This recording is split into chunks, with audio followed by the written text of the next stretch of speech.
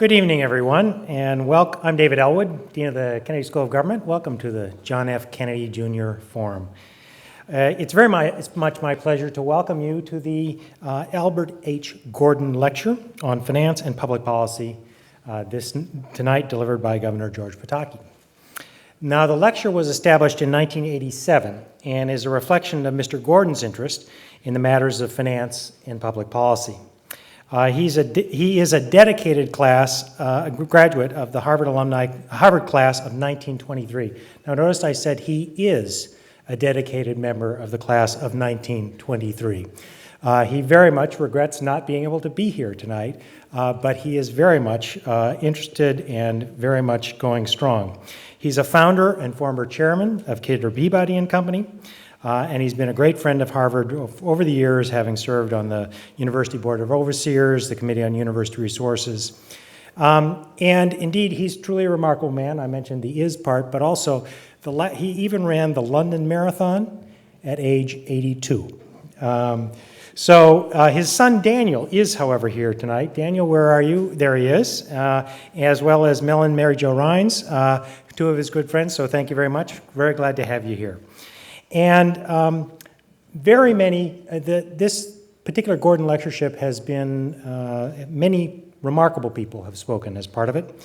James Baker, George Herbert Walker Bush, Robert Dole, John Major, David Rockefeller, Javier Solana, and recently Ellen Johnson Sirleaf, President of Liberia. So the school has benefited, and all of the students have benefited from this remarkable series. Tonight will be no different.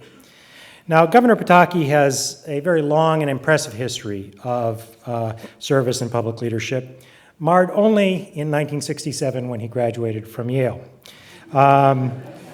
He also graduated from Columbia Law School, but again, the assumption is that he was planning his run for governorship then, and so it's to be understood.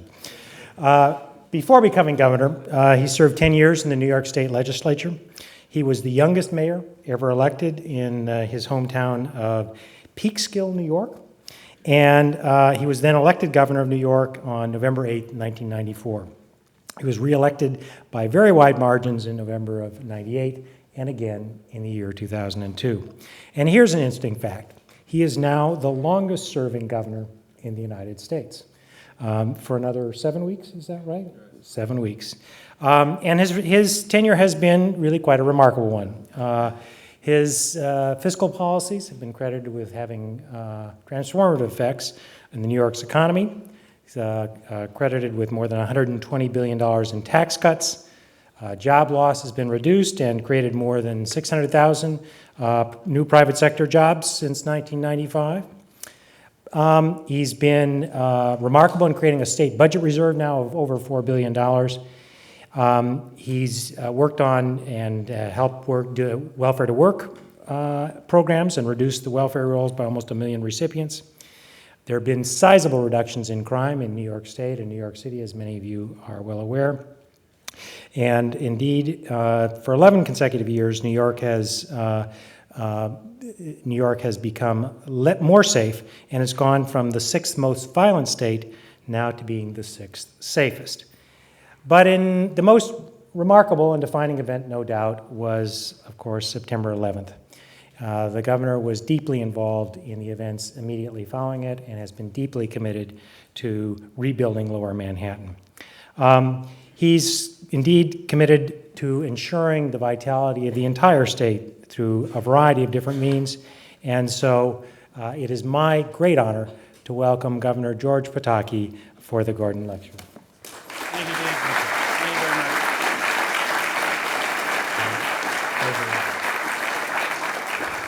you very much. Dave, thank you very much for that kind introduction, and it's an honor to be with you this evening to speak at the Kennedy School of Government here at Harvard. It's a tremendous honor, and I take it very seriously. I was, as a young kid, I was a fan of President Kennedy, and I remember staying up all night till the California returns came in 1960, hoping against my current party that JFK would be elected. And I also have to thank Dan Gordon for being here, because Dan, thank you, and thank your father, because as you know, your father and I have been friends for a long time. He is a wonderful, wonderful American, and he had the sense to move from Boston to New York, and he's doing very well in New York. So make sure you say hello to him. And Governor Shaheen, it's great to see you. We served together when the governor was governor of New Hampshire a couple of years back. I also want to thank you for inviting me and having enormous courage to have me speak to you tonight. Not just because I'm a Republican, but as the dean said, I went to Yale, my brother went to Yale, my father-in-law went to Yale, 3 of my children went to Yale, my daughter is now a senior at Yale, and Yale is going to crush Harvard in the game this Saturday. They always tell you, identify with your audience right away, and I figured I'd leave the Red Sox and the Yankees out of it and go right after it here, but I am a rabid Yale fan, and in fact, there is a book on the history of the game about the Harvard-Yale football game, and the introductions are by Senator Ted Kennedy and myself. He doing the Harvard introduction, I doing the Yale introduction, and in the Yale introduction, I talk about having been at the 1968 game.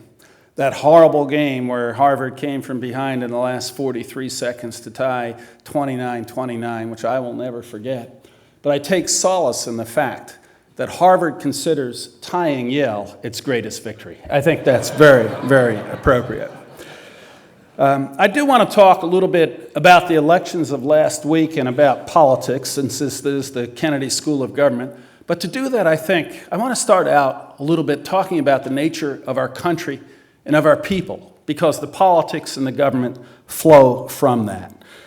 The United States is a unique country, and it was unique from our very foundation, in that, as Lincoln said, it is truly a government of the people, by the people, for the people.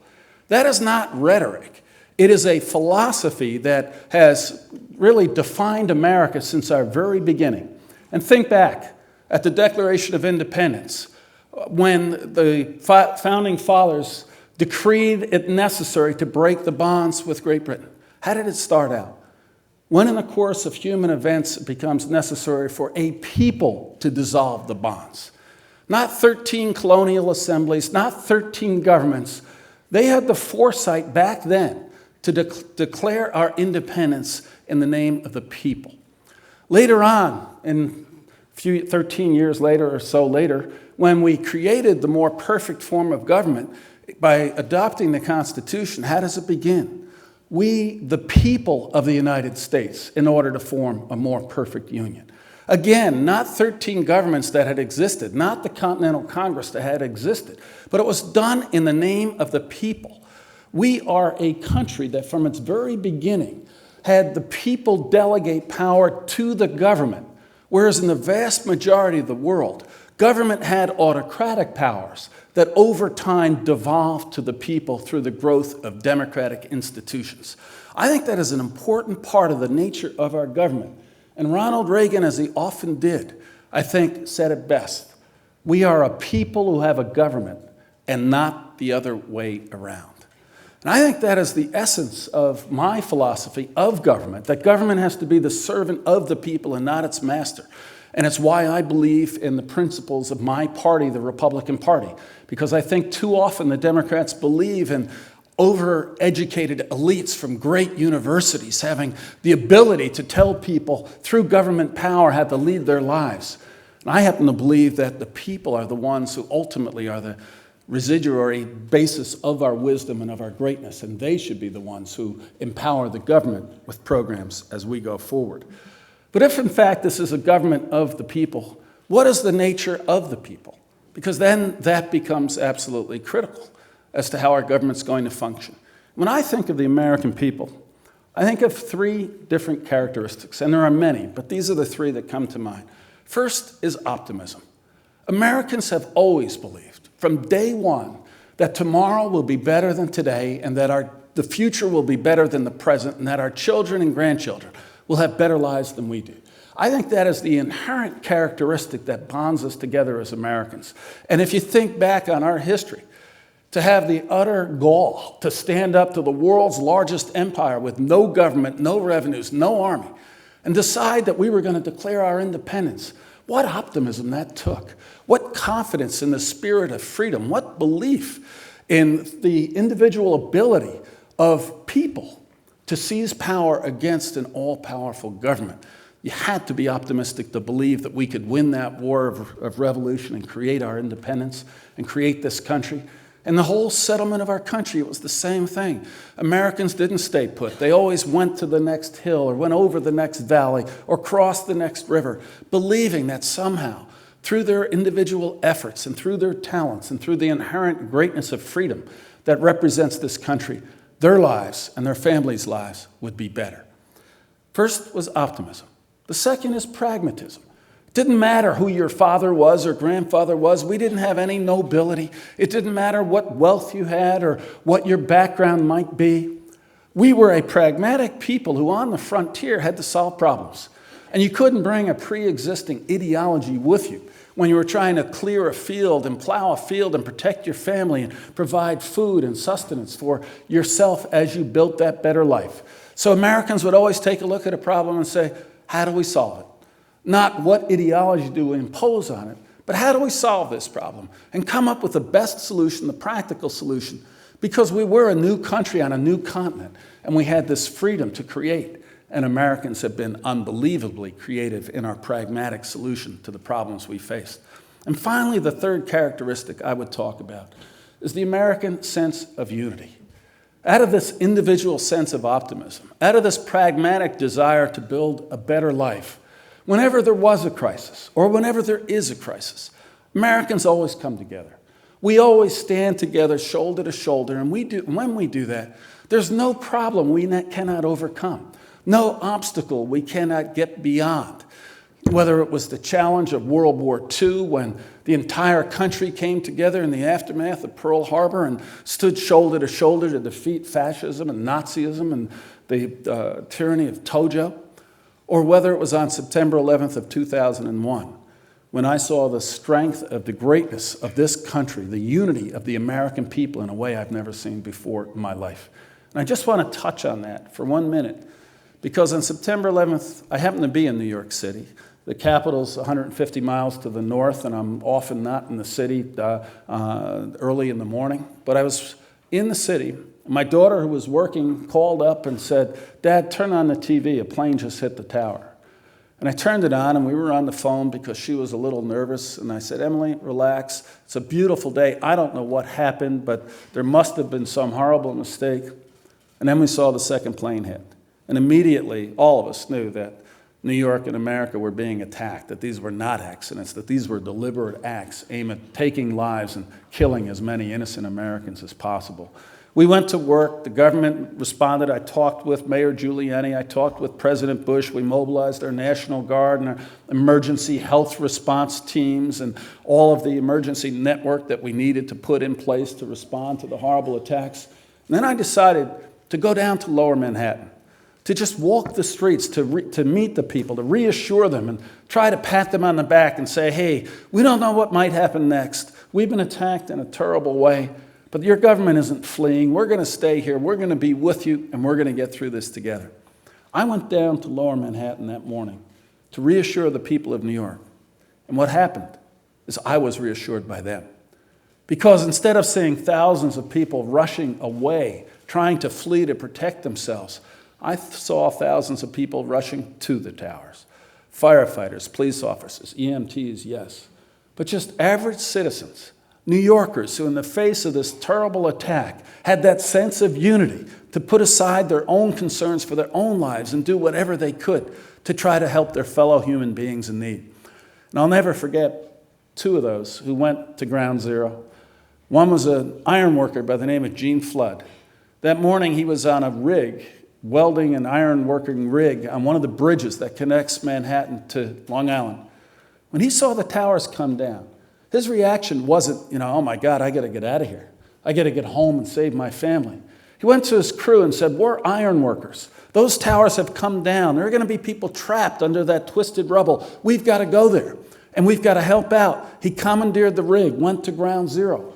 And January 1st, over 3 months later, he and his rig had been there every single day trying to help people. First, to recover and then to allow us to move forward with the rebuilding process as we brought the people of New York forward from those horrible attacks.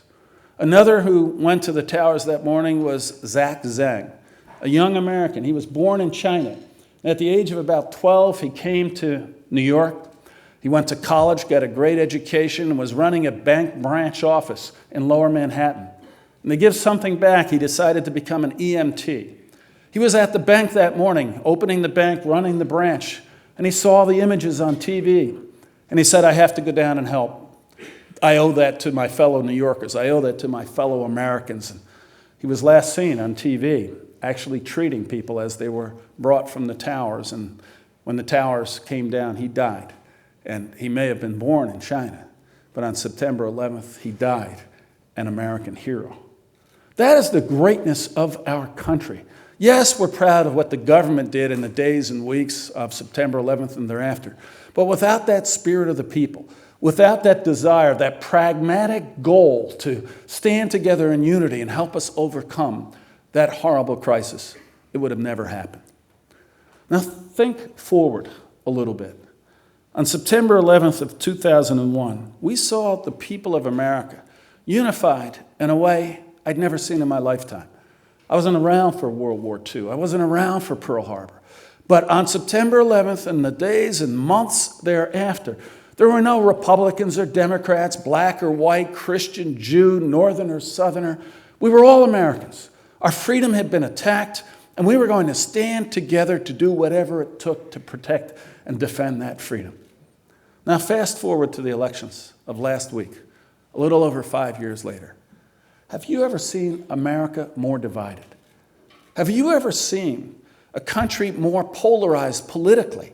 Not necessarily ideologically with two competing ideologies, although that's always the case, but from a standpoint of instead of looking to stand together in a sense of unity and solve the challenges facing America, looking at pragmatic solutions to the very real problems we face, we had lost that.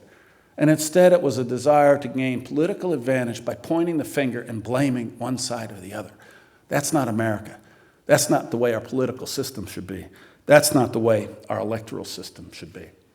Now, last week, my party, the Republicans, got trounced, and there's no making any bones about it. You can't lose the Senate and the House of Representatives and so many state houses and seats across the country and not understand what had happened. Now, why did that happen? Think about, again, the 2006 elections and the nature of the American people, our sense of optimism. Where was the optimistic, positive agenda this fall for the people of America? My party made the mistake of being against a lot of things. And I guarantee you, if I asked any one of you, you could say, oh, the Republicans are against this, and they're against that, and they're against the other thing. What were we for? What did we say we wanted to achieve where the American people could rally behind us with that sense of unity? Not just Republicans, but independents, conservatives, enlightened Democrats, all standing together. It wasn't a repudiation of the philosophy of my party. It was more the lack of an optimistic, positive, forward-looking agenda, I think, that led to those defeats. Where was the pragmatism? Where was the looking at the practical problems and saying, okay, we're going to look at an American solution to this problem? Too often, ideology was imposed on what should have been a practical solution to a problem that we faced. And where was the unity? The whole concept, again, was to, in both parties, unfortunately, was to mobilize the base, which means to polarize the electorate, not to try to inspire people with a positive vision of what you can achieve working together, but to frighten people of what the other party stands for or stood for and misrepresent it. Now take a look at the elections over the course of the last decade or so. How have parties won? Think back to 1992. When Bill Clinton ran for president in 1992, he clearly ran with a forward-looking agenda of what he wanted to do for the American people, a centrist agenda. He talked about how the era of big government is over. He talked about how we needed real welfare reform. He talked about how we needed a middle-class tax cut. And of course, in 1992, he was elected. Then in 1994, after 2 years of not governing, consistent with the philosophy he had run on, in 1992, we had again had that polarization. The Republicans swept the House of Representatives for the first time in something like 40 years. And what did they run on? A positive agenda, the contract of America, a specific list of reforms and programs that if they had the majority, they would enact in the first 100 days of post-election. And they did. And they won because of that positive, unifying agenda that the American people could take a look at and say, this makes sense. Take a look at the 2000 election. President Bush won. What was his message in 2000? It wasn't a divide, polarize, mobilize the base message. It was compassionate conservatism.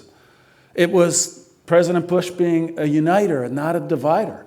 It was President Bush working in a bipartisan way with the Democrats in the Texas legislature. It was no child left behind. The goal of having educational opportunity for every single child in every community. Again, a positive vision that unified Americans, not divided them, didn't polarize them, but inspired them with the hope for a better opportunity. And then think about the 2004 elections. Both parties ran to the basis. Both parties went to mobilize the base and to frighten the other side. And yes, President Bush got reelected. But think about what was the face of the Democratic Party in 2004. It was Howard Dean screaming in Iowa. It was Michael Moore sitting at the convention. It wasn't a positive vision. It was mobilize our hardcore base. And in doing that, we will bring out more of our committed voters and let the center take care of itself. Well, the center didn't take care of itself. And let me make one other point, which I think is a very important point.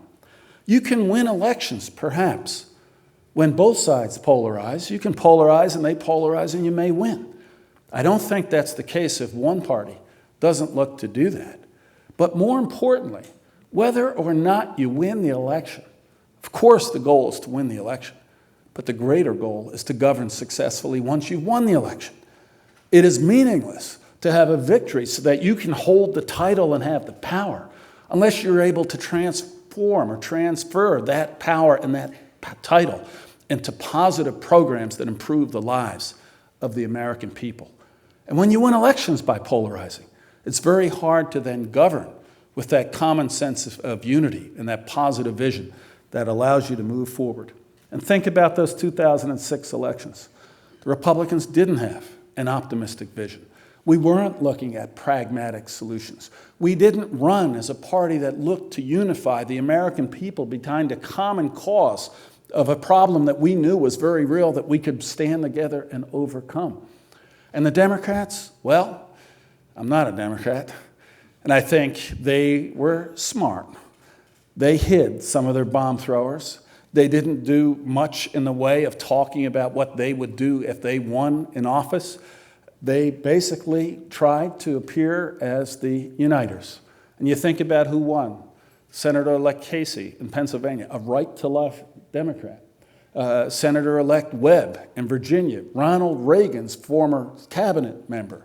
Senator-elect Tester in Montana, an unabashed conservative on most of the issues where the Republican-Democratic divide over conservative issues are very real. They came across as the party that was broader-minded and more inclusive. The Republican Party came across as the party that was looking again to polarize as opposed to have that positive vision of the future. And again, let me make one important point. In no way do I believe that last Tuesday's election was a repudiation of the basic philosophy of the party that I believe in. The Republican Party belief in limited government, lower taxes, individual responsibility, empowerment of individuals with the ability to make their own choices, I think is still what the overwhelming majority of Americans want. But it's not what the Republican Party represented to them last Tuesday. I mentioned governing successfully. And I do want to just comment because I managed to be elected 3 times governor of New York State. It's not exactly a bright red state. It's not exactly an overwhelmingly Republican conservative state. In fact, there are more than 2 million more Democrats than Republicans in the state of New York. And yet what I tried to do is, consistent with my Republican conservative philosophy, outline an agenda that everyone could get behind. And the dean talked about it a little bit. Tax cuts. We have cut taxes by more than any other state in America. And I did it in a way because I believe that when you lower the marginal rates on businesses and individuals, you become more competitive. And that's why we have almost 700,000 more private sector jobs. And that works for everyone. A tough approach to crime. We have passed more than 100 tough anti-crime laws since I've been governor.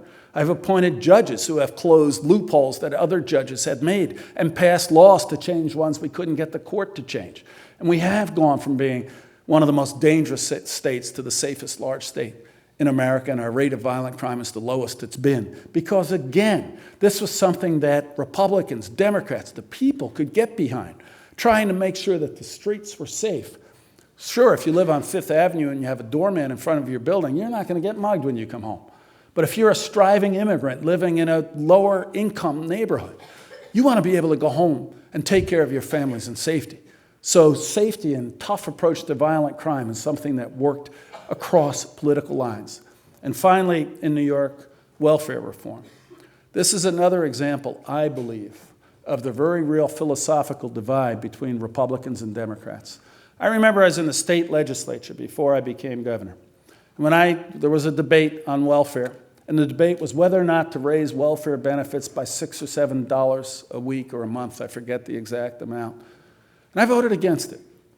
And I got up and I voted against it, not because I didn't believe that we have an obligation as a society to provide for those who can't take care of themselves. But in America, it shouldn't be government telling people, we'll take care of you, don't worry. Government will provide. You will not maybe be a part of the American dream because government will subsidize and take care of everything. I don't believe that's the right way to go.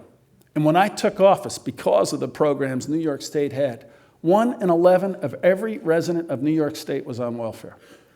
Think about that for a minute. The state of 18 million people then. From the tip of Long Island to the shores of Lake Erie, 1 in 11 of every man, woman, and child in the state of New York was on welfare, had given up on the American dream, were dependent on government, and government said, we will provide. Well, I took a look and said, the people trapped in government dependency are good people. And like everyone, they want that better future for their children. They want that better future for their family. They want to be a part of the American dream.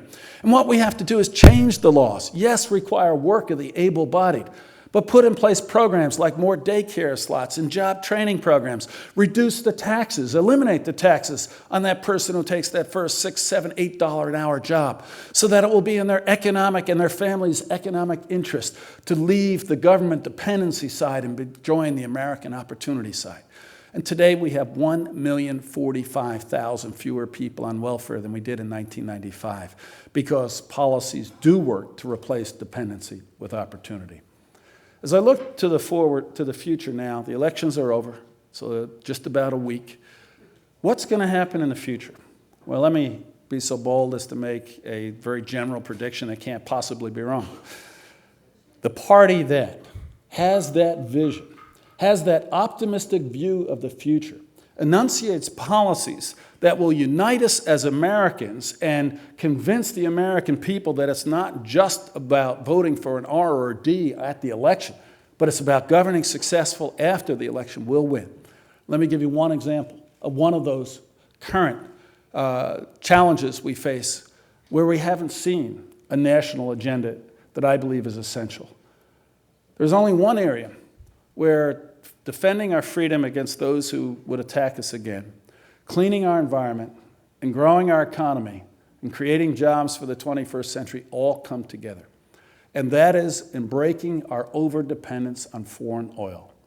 To me, it is an absolute outrage that in 2006, almost 2007, America is over-reliant on oil from foreign countries, often that not only dislike us, but that aggressively oppose our policies of belief in freedom, We spend close to $1 billion a day that we send overseas. We burn oil, pollute the atmosphere, and at the end of the day, all we have to show for it is the need to spend another $1 billion on more oil next year. Americans are better than that. We have the scientific know-how. We have the entrepreneurial spirit. We have the capitalists and the risk takers. We have those great university think tanks like Yale, where they could come up with solutions to these problems. What we need is an aggressive national agenda to empower that private sector and those not-for-profits and those risk takers with the resources so that we can create the renewable energy and alternate energy technologies right here and reduce that over-reliance on unstable sources of foreign oil. With a positive vision going into 2008, with a view that we're going to reclaim the essence of the American spirit, which is optimism, pragmatic solutions to very real problems, and a sense of unity as we face those problems. I have no doubt that if my party carries that mantle, we will see 2006 as a minor setback on the road to greater opportunity for all Americans in the future. Thank you, Dean. Thank you for this opportunity, and I'd be happy to answer any questions people might have. Thank you.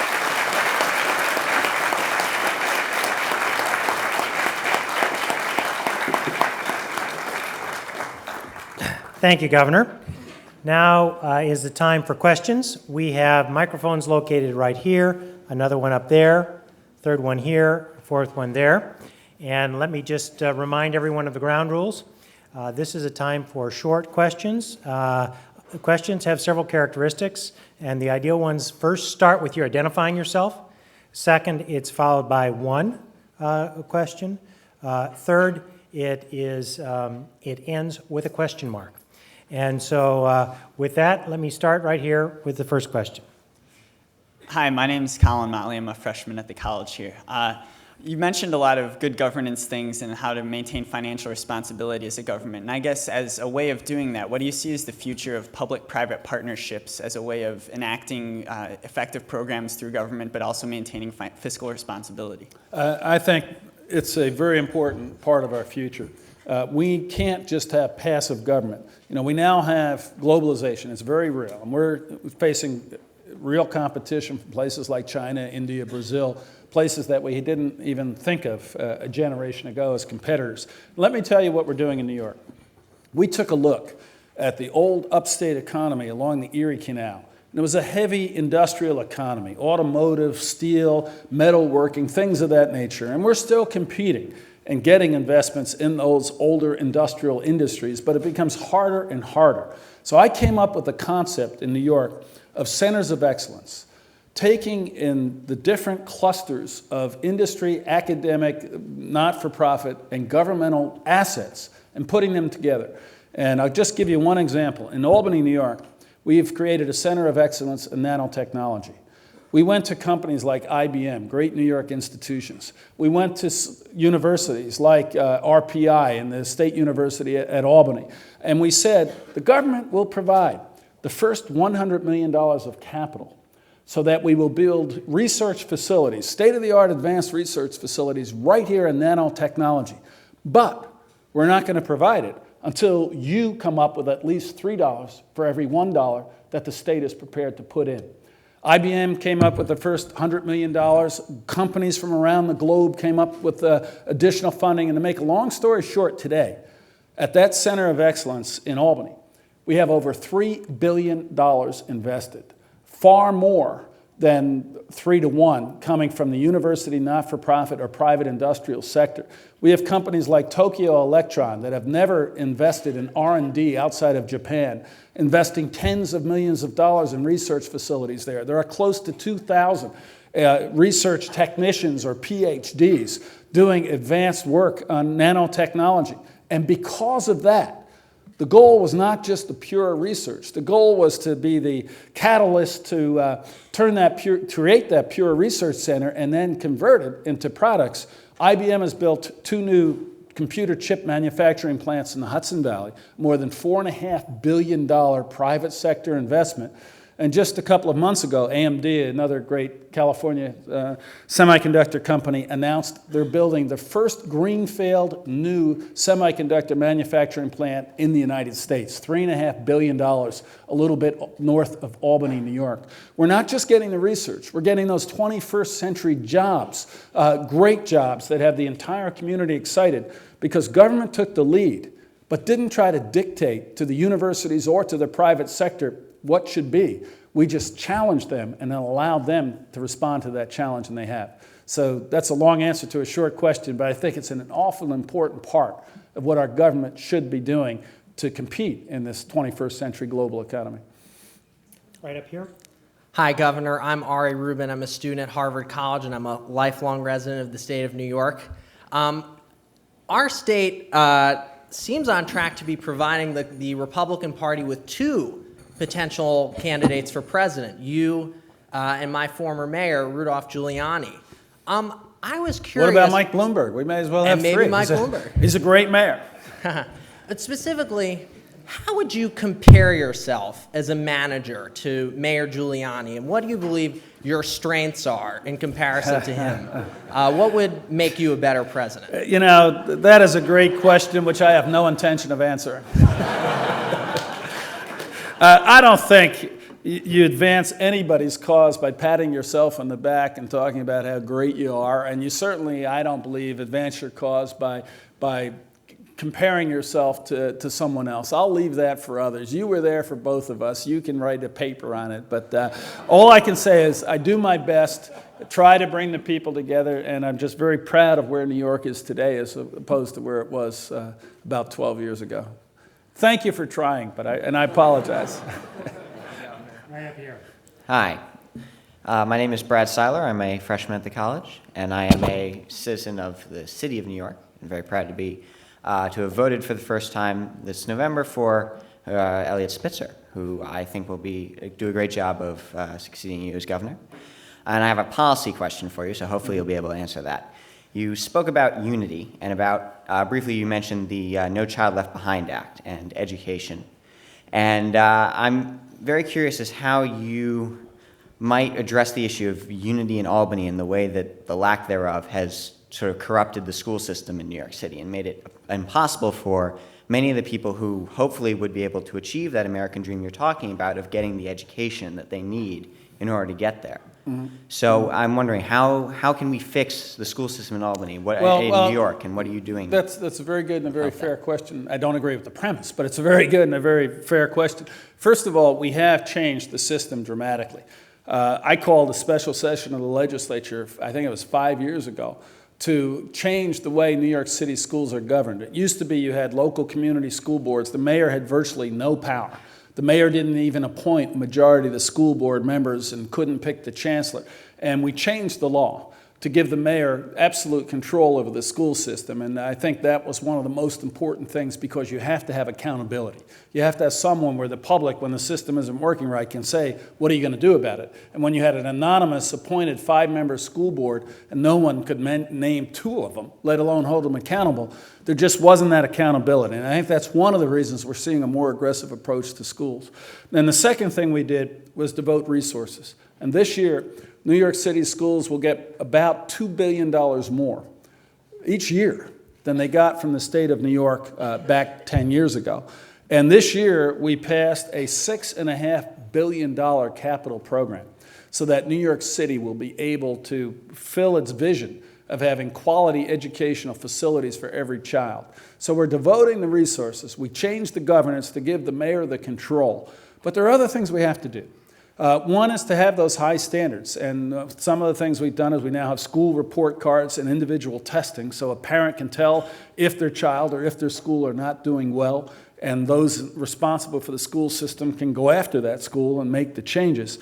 Another initiative that I haven't gotten through, these are the things we have done, would be one, to empower parents with greater resources to enhance their child's education.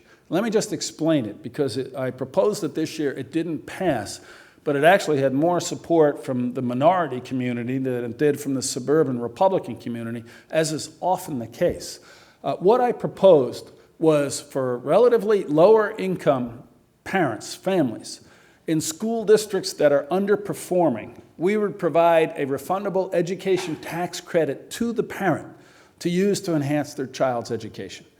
So you go to a parent, that child is going to PS 87 or whatever it is. That school is underperforming. That parent would then have a resource that they could use to get after-school tutoring. If it was English as a second language, to get an English language tutor. If the student was doing great, they could go to math camp and use that resource to pay for it. Or if that parent was not satisfied with that school, they could take that money and use it to go to a private or a parochial school.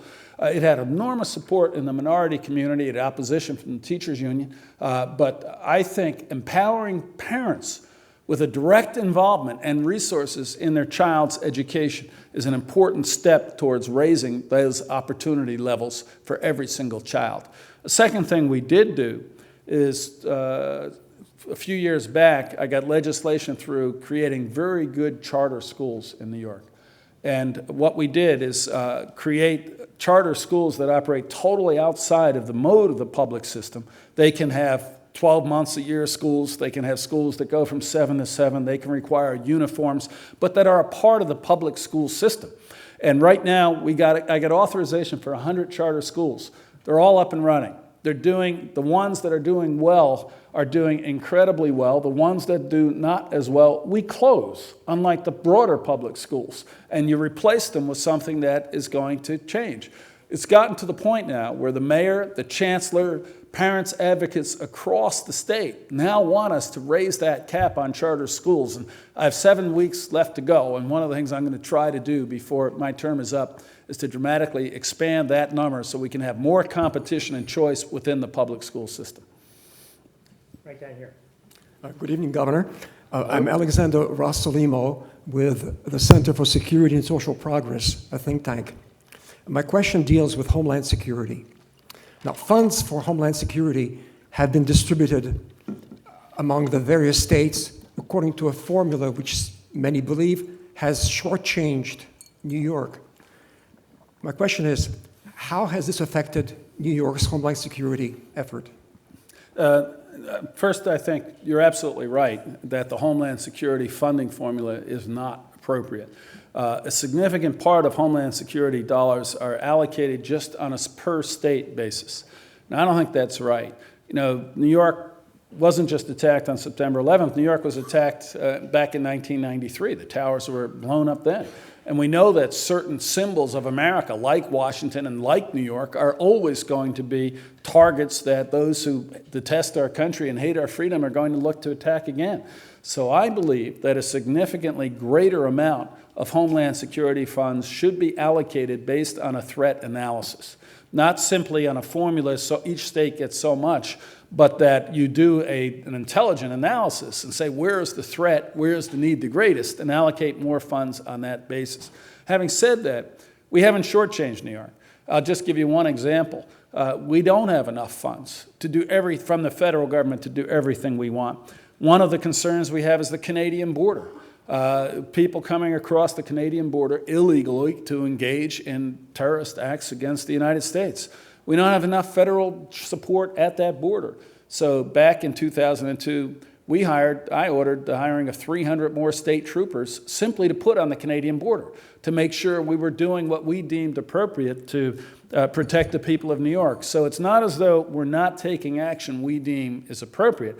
The difference is we are having to pay for, the New Yorkers are having to do the work and pay the bills of what should be a federal responsibility. And I would hope that that formula would change. Right down here. Hello, Governor Pataki. My name is Simi Bhatt, and I'm a junior at the college. I thank you for your speech today and for your service to my state. And I was wondering, my question is regarding the Regional Greenhouse Gas Initiative that you spearheaded. My question is, where do you see the future of that program and any national spin-offs going? Yeah, I think it's a very, very important program that should be done nationally, but it wasn't being done nationally. I'll just give you a little background for those of you who aren't familiar with it. We have no real federal program aimed at reducing greenhouse gas emissions, particularly CO2. We have programs, the Clean Air Act has limitations on SOx and NOx, sulfur oxides and nitrous oxides, but not on CO2. So in New York, I took the lead with the RGGI program, the Regional Greenhouse Gas Initiative. And what that is a program where we are committing to reduce greenhouse gas emissions, particularly carbon dioxide, from power generation by 25% over the course of the next 10 years. We want to have economic growth, but we also want to make sure that it's done in a way that doesn't degrade our environment. Now, the way we did it is I went to other governors, and we have now 7 states, including New Hampshire, which is a part governor, of that Regional Greenhouse Gas Initiative. And what we did is create a market-driven cap-and-trade program so that if you're a utility and you have just hypothetically 100 units of carbon dioxide, you're going to have to reduce that to 75. Now, you can do that either by investing money to upgrade that plant or by purchasing credits from another company that might, for example, shut down an older plant that is spewing emissions, and they will get credits for that, or by taking other actions to offset it, like planting reforestation somewhere that would absorb greenhouse gases. So what we are doing is creating a market-based system that we believe will allow the economy to grow significantly, continue to boom, because we all want that, while at the same time having that market system reduce greenhouse gas emissions.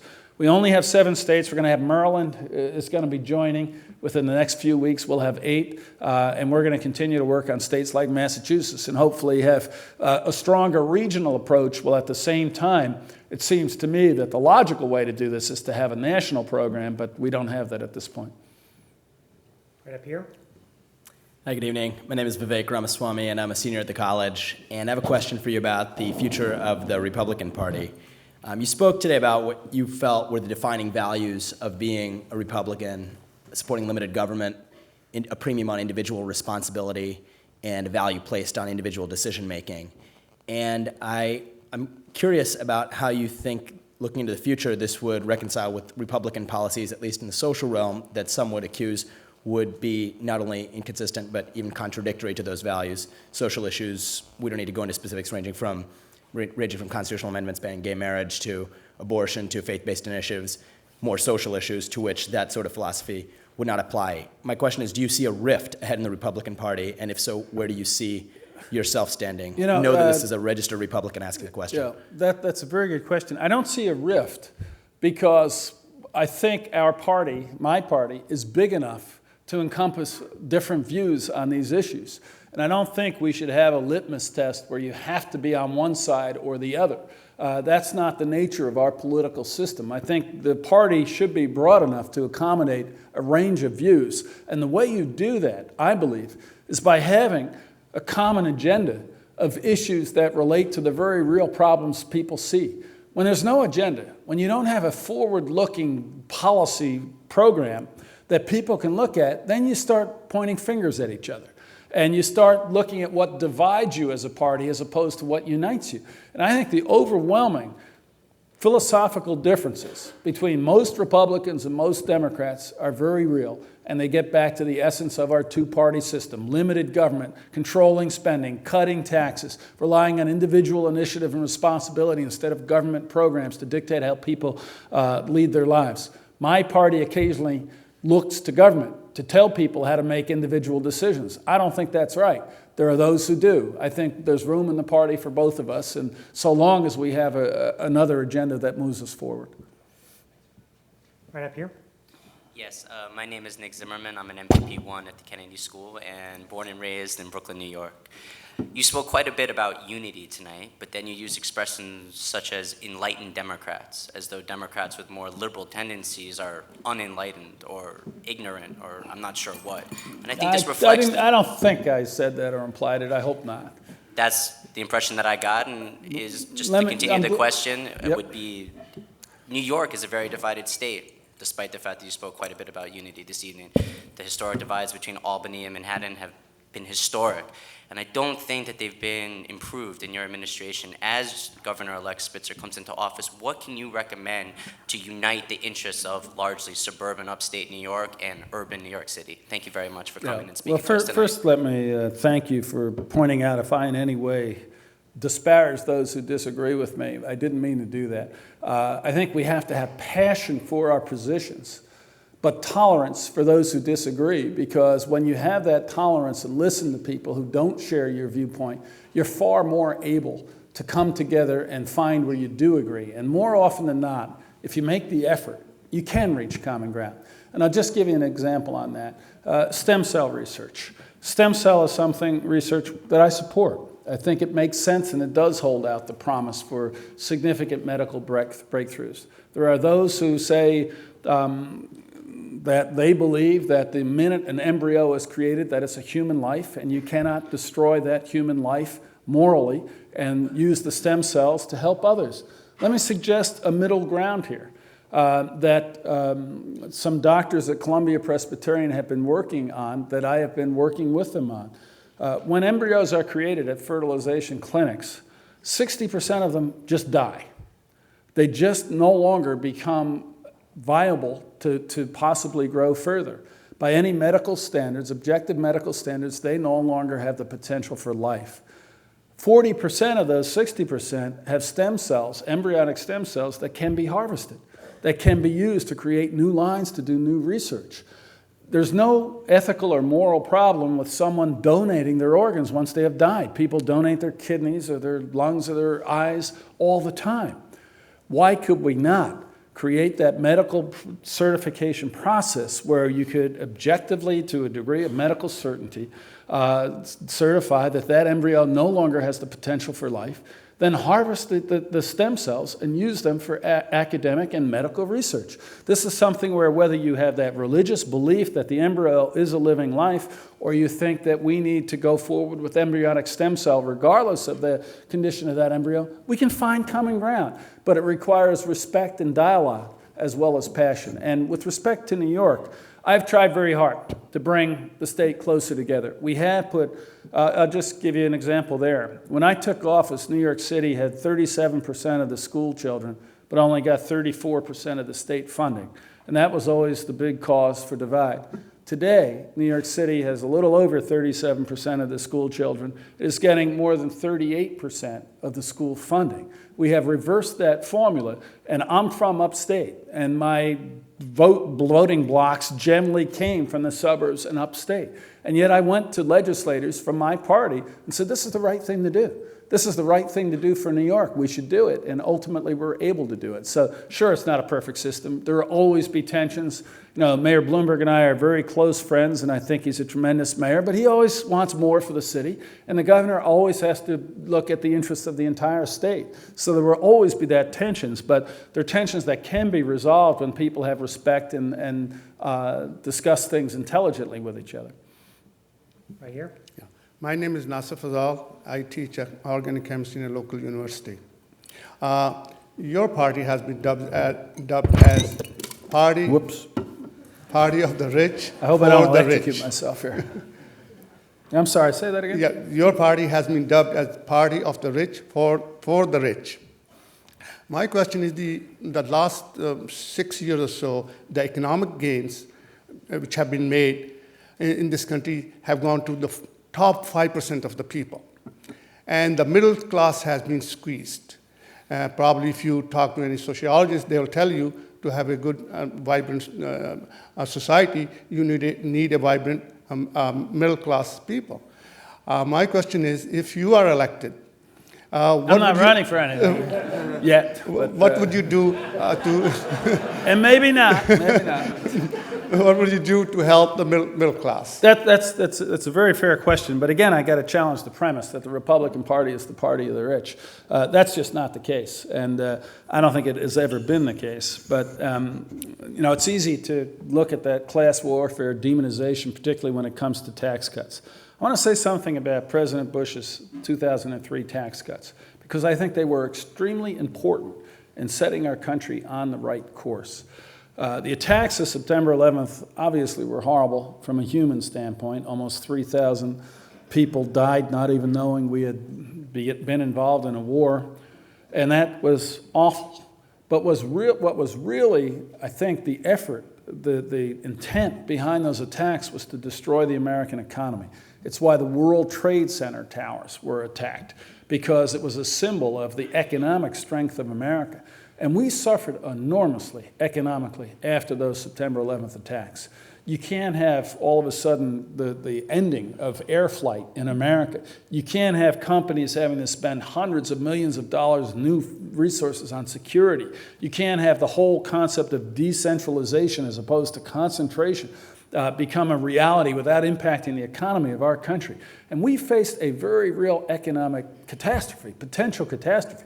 And in New York, we lost hundreds and hundreds of thousands of jobs like this in the aftermath of those attacks. In 2003, the President and the Republican Congress passed tax cuts that included lowering the tax on capital gains and dividends.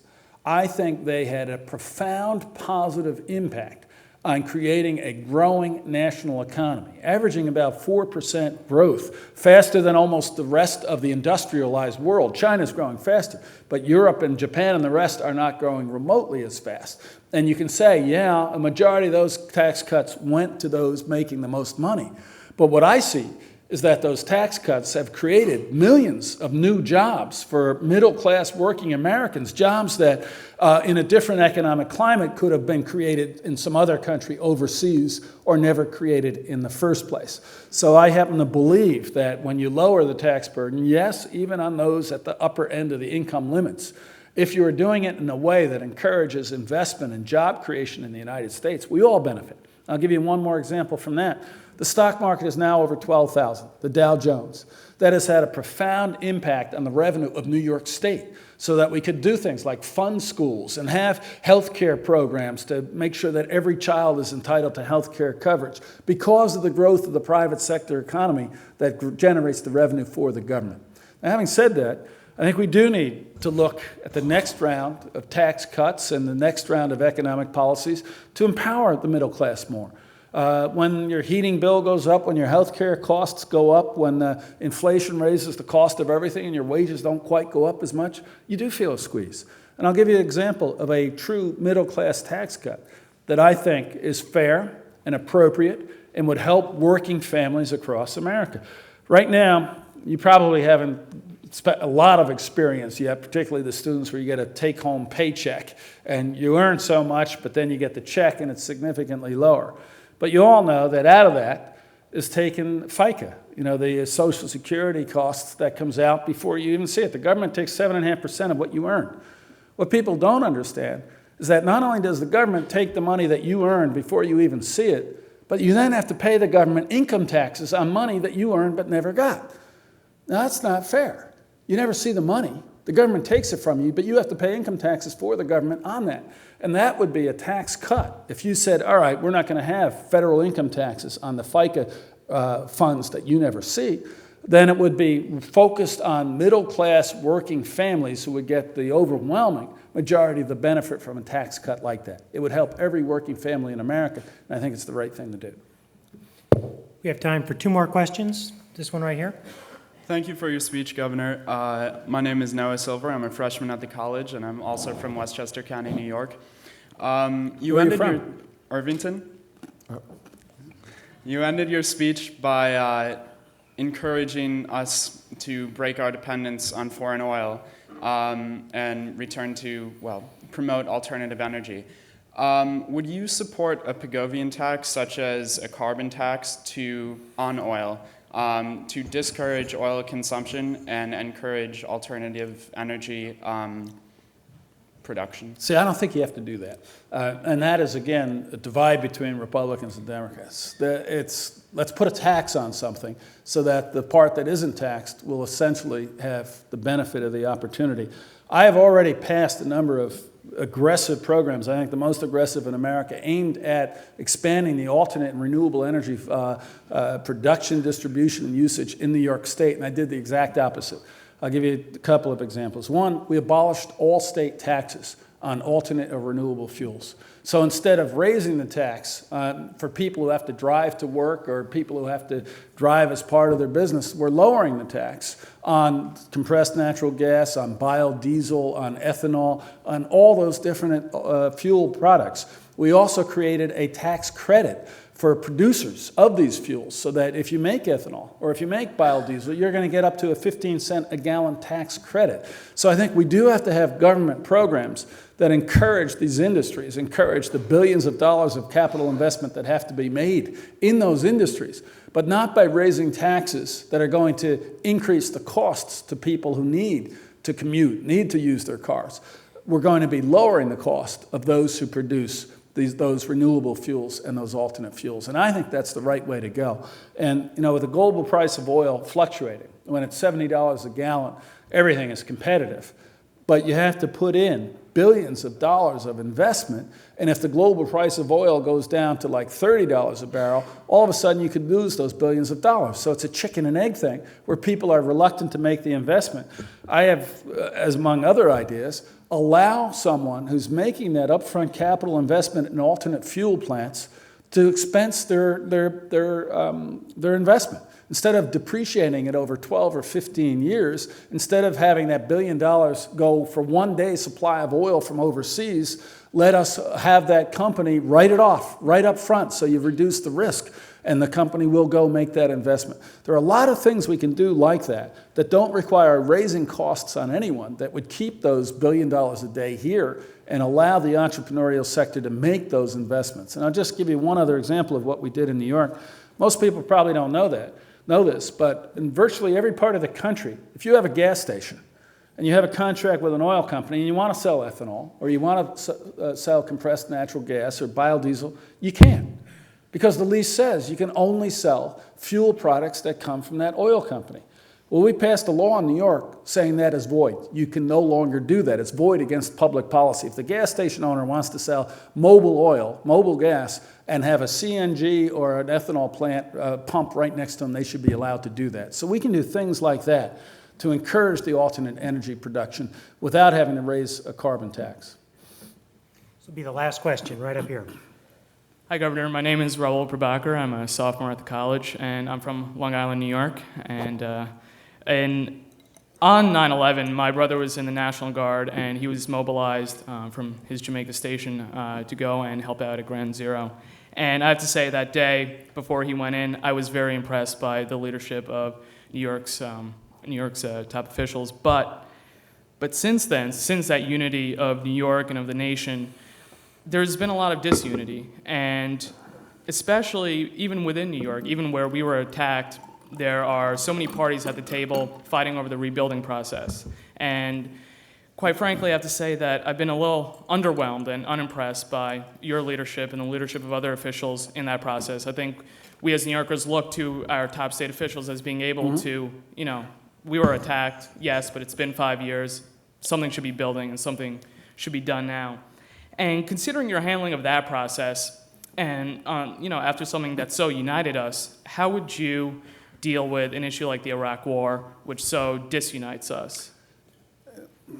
One question, I could go on for about 3 hours. But first, let me try to do it in some sort of order. First, thank your brother. The National Guard are truly the citizen soldiers of our country, and I've called on our National Guard in New York time and again for everything from ice storms to fires to floods and, of course, September 11th. And thank your brother for his service. I'm just very proud of all of those who put on the uniform and set aside their ordinary daily life to defend our freedom. With respect to Iraq, I think the referendum last week was not on the Iraq War itself, but was on, in part, the handling of the Iraq War. And that gets back to those basic traits of America where we want to have pragmatic, optimistic solutions to problems. My personal view is that we cannot simply leave Iraq. Those who have attacked us before want to do it again. And they have made Iraq, for better or worse, the front line of the global, one of the front lines of the global war on terror. And if we simply retreat, pull back, we cannot have a country where people have safe havens, where they can train, recruit, plan, organize further attacks on the West or on the United States. Having said that, I think we do need to rethink the policy, the military policy for victory in Iraq. What is it? And to me, there are a number of things we have to do differently. Yes, we have to first go to the Iraqi government and say, this is essentially your responsibility. You cannot simply sit back and feud among yourselves and let it fall to the American soldiers and our allies to defend your government. You have got to do far more to take the leadership role in protecting the freedoms and the democracy and the citizens of your country. Second thing I believe we have to do is again reach out to the global community so that defending democracy in Iraq doesn't just fall to the United States, Great Britain, and a handful of our close allies. You know, we're the only superpower in the globe. It's easy for countries around the globe to say no to the United States. You know, we go to France, we go to Germany, we go to Russia, ask them for help. It's not surprising when they say, no, we're not going to help you. But Iraq is a legitimately recognized democratic government that has gone through 2 elections and a referendum. It is seated in the United Nations. It is recognized by the global community as a legitimate government. If the Iraqi government were to go to reach out to France, to Germany, to Russia, to some of the others who have been disengaged, to the UN, and say, we are a member state of the UN, help us, not with troops, but with replacing the infrastructure, making sure the water system works and the lights go on and the schools can teach and we have a healthcare system. I think we could reduce the burden that falls on the United States and yet at the same time strengthen the ability of the Iraqi people to have a government that doesn't end up as a safe haven for those who would attack us again. And finally, I want to talk about Lower Manhattan because I understand exactly what you're saying, and if I just read the newspapers, I would agree with what you're saying. But I am very proud of what is happening at the World Trade Center site. And I think all New Yorkers and all Americans are going to be enormously proud when they see that rise from the ashes. It was a very difficult process because there is no more charged emotional area, I don't think anywhere in America, than the site of where those towers stood. You have families, you have firefighters, you have corporate interests, you have all different levels of government, including the bi-state Port Authority, all having a very strong vested interest in that site. And yet, out of potential chaos, we have the most brilliant site plan for the revitalization of that site, I think, of any plan for a comparable region anywhere in America. It's a master site plan prepared by Daniel Libeskind. And the core of that site plan is an open plaza of about 6 acres, where there's going to be landscaping and tranquil areas where people can reflect. But where the 2 towers actually stood, where the footprints of the tower stood, they're going to be voids. Voids with waterfalls dripping down into reflecting pools so that people will be able to actually walk around where each of the towers stood, understand a bit of the magnitude of the loss, and reflect as around those reflecting pools is the name of each one of the 2,900 plus heroes who died on September 11th. Underneath that plaza and those reflecting pools will be a museum that's going to have some of the artifacts of the attacks, the twisted skin of the towers, some of the fire trucks and emergency rescue vehicles that were destroyed. And we're going to be able to tell individual stories of the heroes of September 11th and how they responded. It will be, I believe, the most emotional memorial and the most visited place anywhere in North America. But around that, we're not just going to have that memorial. Lower Manhattan was the world financial center, and we have to keep it that way. And we've worked hard, and today there's over $9.9 billion of construction going on in a very small area, including Goldman Sachs building a new $2.5 billion world headquarters. We're replacing the old transit system with a modern 21st century system that's going to have as its centerpiece a magnificent new station designed by Santiago Calatrava that opens to the sky like the doves of a wing and wings of a dove. And people are just going to be amazed when they see the beauty and the grace of that. But we're not just going to have the memorial and the transportation system. Office towers are going to spire up around it. And it's going to culminate in a new tower. And the new tower is not going to rise to the height of the old towers. It's going to go 1,776 feet tall, the year of our Declaration of Independence. It's called the Freedom Tower because as we reflect and remember those who died, we're going to soar to new heights, reflecting the optimism that I talked about earlier, that the American people always believe tomorrow will be better and that we are not going to think small or build small in the face of those who want to attack us again. Every one of those buildings is under construction. Every one of those buildings is on schedule. They will all be completed by 2009, as was initially anticipated, with the exception of the Freedom Tower, which will now be finished in 2011. But we have done it right. We have done it not to do it quickly or expeditiously. We've done it so that decades from now, generations from now, people will understand the magnitude and the meaning of September 11th, and I'm very proud of that. But thank you all for being here. Thank you for allowing me to speak to you tonight. I enjoyed it very much. Thank you. Steve, thank you.